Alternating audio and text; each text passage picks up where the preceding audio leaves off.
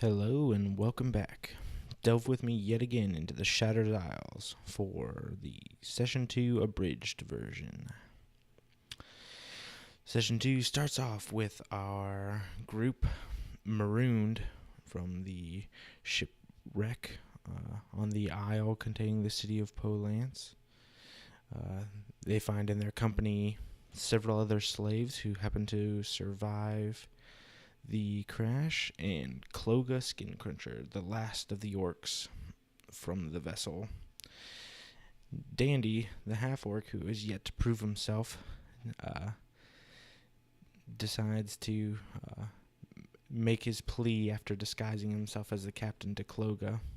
But Cloga's only interest is to get the slaves back in order and figure out what to do next to contact the other orcs. Dandy then decides to seize this opportunity to escape the clutches of the Orcish Empire, as he has long wanted to do, and he proceeds to backstab Cloga with his rapier, ending his connection to the orcs, and solidifying his place amongst these refugees as other slaves. Now, clearly amongst these slaves, there's some more, several are more adept than others, and these two decide to band up. Whereas they experienced one another's company on the ship, this is when they really started to come together.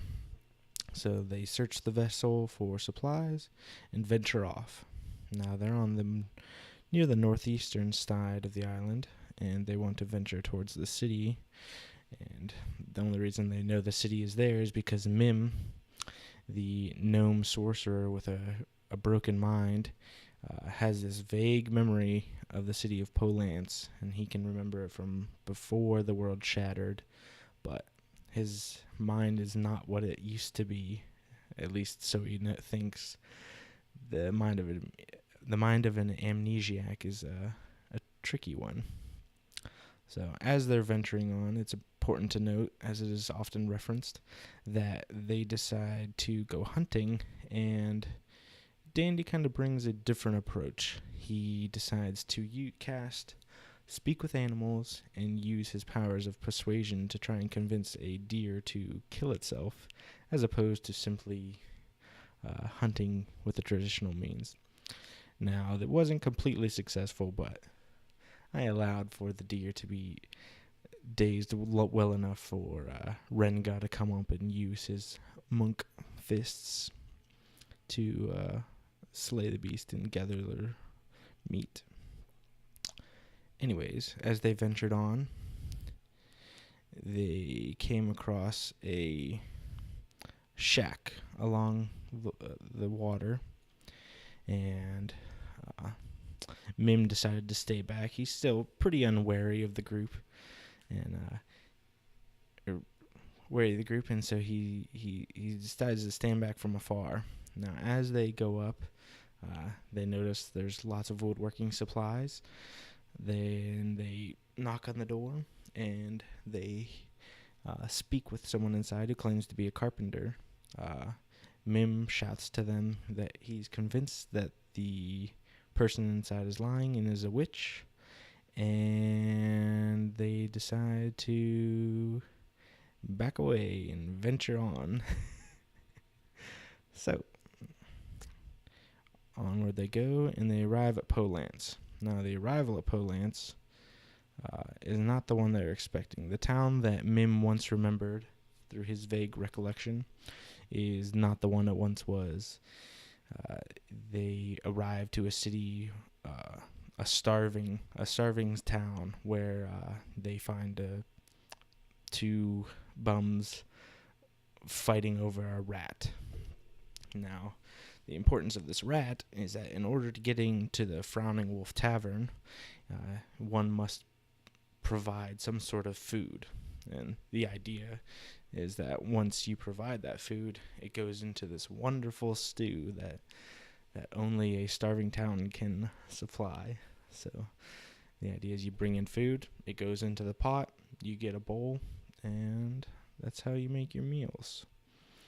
Now, as they arrive, there's a well that is just south of the tavern, and there's a couple bodies in it.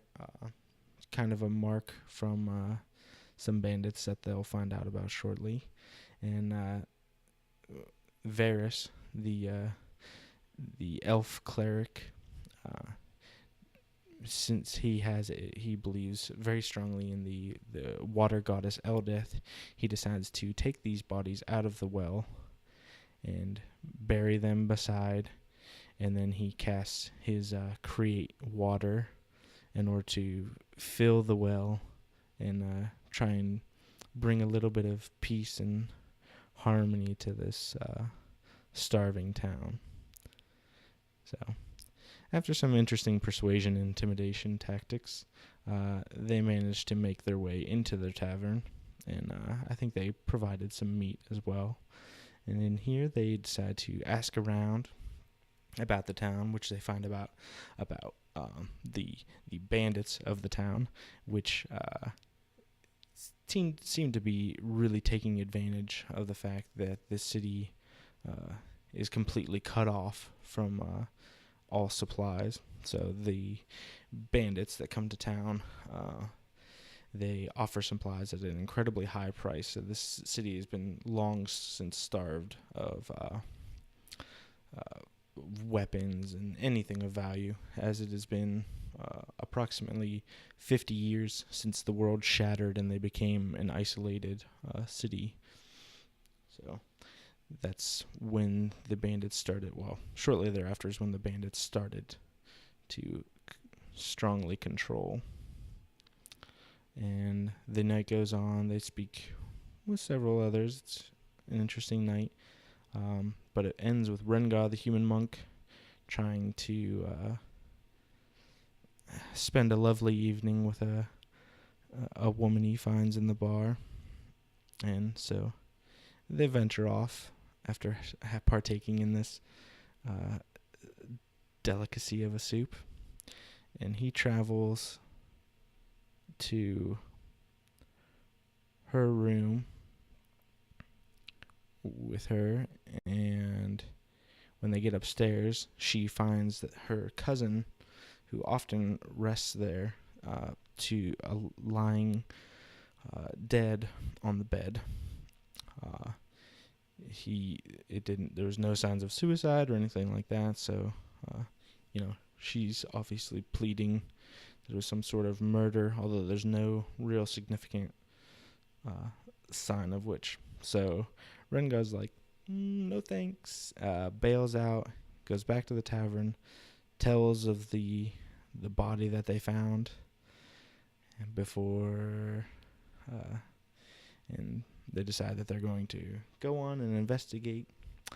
But that is where session 2 ends, and we'll pick back up with session 3. I hope that you're enjoying the abridged version of the Shattered Isles, and tune in again. Thanks.